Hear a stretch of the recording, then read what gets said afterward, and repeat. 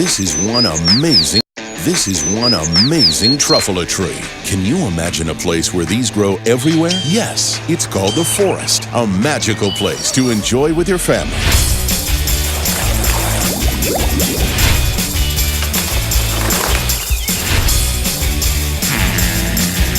Ooh. So discover the forest and explore all the wonder that's there. Visit discovertheforest.org to find a forest near you. What if we were shooting this hiking piece and we ran across a bear and he charged us? What would you do? Well, you're supposed to stand your ground, make a lot of noise, show him you're in charge. What would you do? I know you're not supposed to, but I'd probably run. You can't outrun a bear. I ain't gotta outrun a bear, I just gotta outrun you.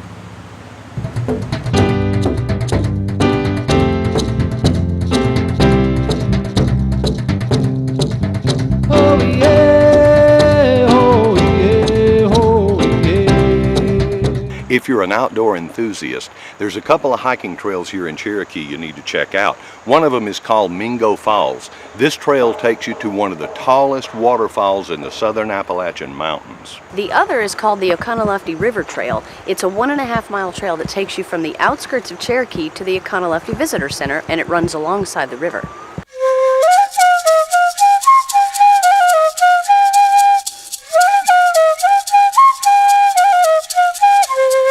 The Oconaluftee River Trail is the only trail on this side of the Smokies that allows visitors to walk dogs and ride bicycles.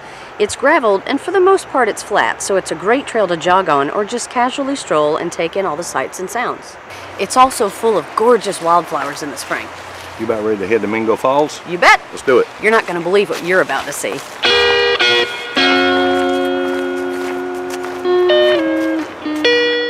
Mingo Falls is one of the most spectacular waterfalls in the mountain south. It's a 0.4-mile trail that's considered moderate. You climb up 161 steps alongside the creek, but believe me, it is well worth the trip.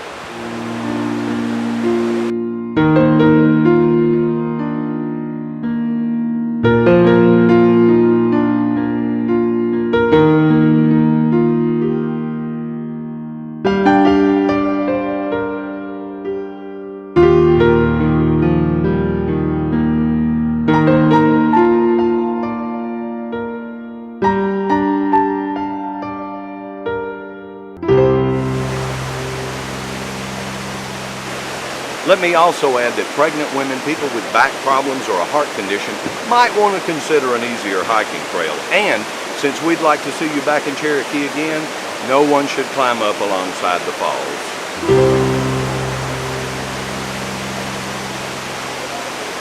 If you love the great outdoors, you're really going to enjoy these two hiking trails. For information on how to get to these trails, stop in the Oconaluftee Visitor Center or simply Google Mingo Falls or the Oconaluftee River Trail. More about this great little corner of the world right after this.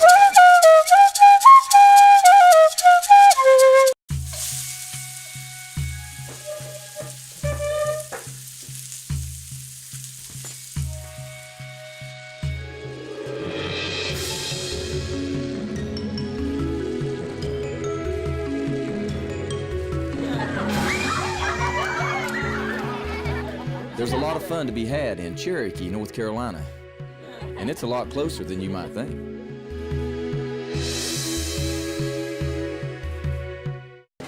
What are you looking at?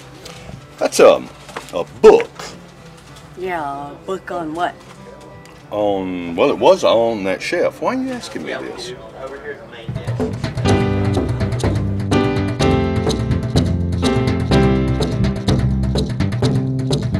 Oh yeah, oh yeah, oh yeah. The Oconaluftee Visitor Center at the entrance to the park is in a new building, and it is beautiful. Let's take a look.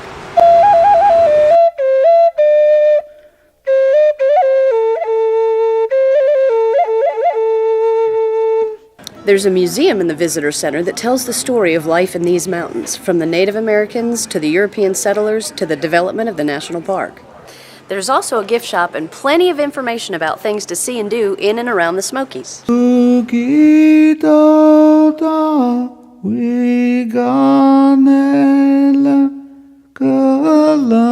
noladi tosho. Just outside the visitor center is the Mountain Farm Museum, which is a collection of farm buildings from the late 19th century that were moved here from various locations in the Smokies. Ain't that right? This settlement really gives you an idea of what life was like 100 years ago in the Great Smoky Mountains.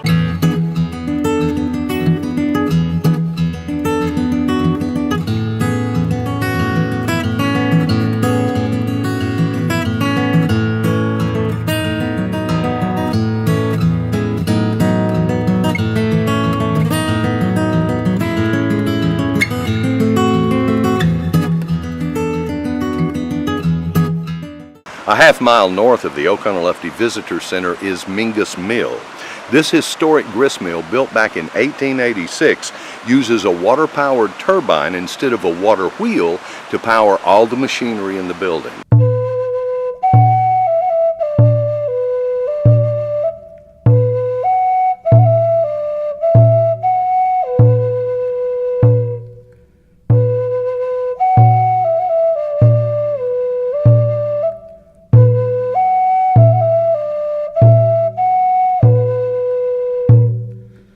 If you're looking for a good way to spend an afternoon, you've got to check out Oconaluftee Visitor Center, the Mountain Farm Museum next door, and Mingus Mill.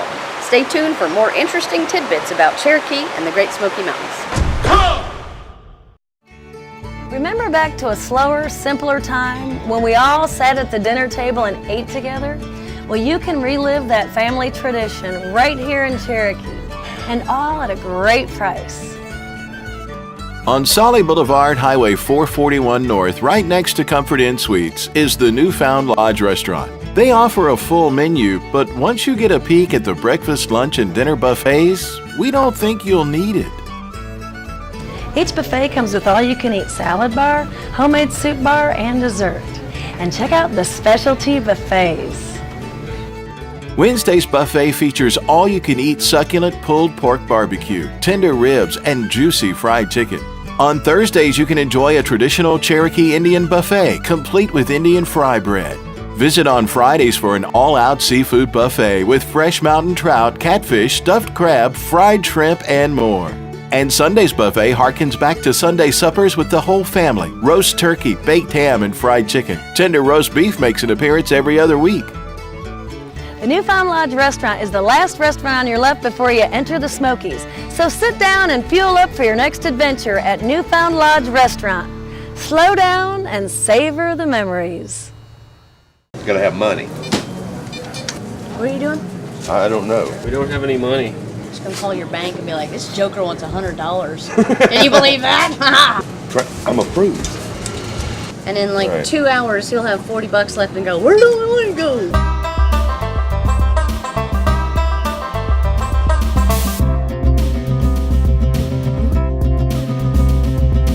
Needless to say, the black bear is the mascot for the Great Smoky Mountains. This majestic beast, weighing in at over 400 pounds, is a big draw when it comes to seeing wildlife here in the Smokies.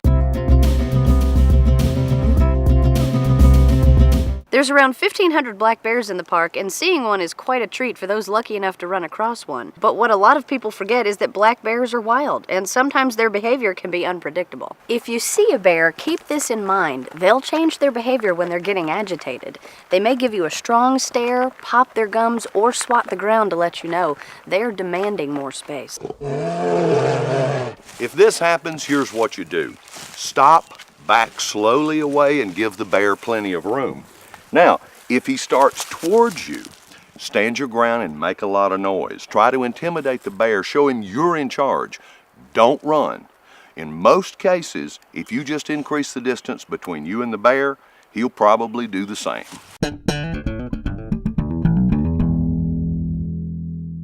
Now, I know this sounds like old worn-out cliche, but do not feed the bears. Don't leave any garbage in the park, and if you're camping, you need to put your food in a bag and hang it from a tree limb high enough that a bear can't reach it. Simply put, here's what happens if you feed or allow bears to get to your food. The animal begins to lose its fear of humans and starts associating human scent with the reward of food. When this happens, it usually ends in the death of the bear, and that's what we don't want to happen.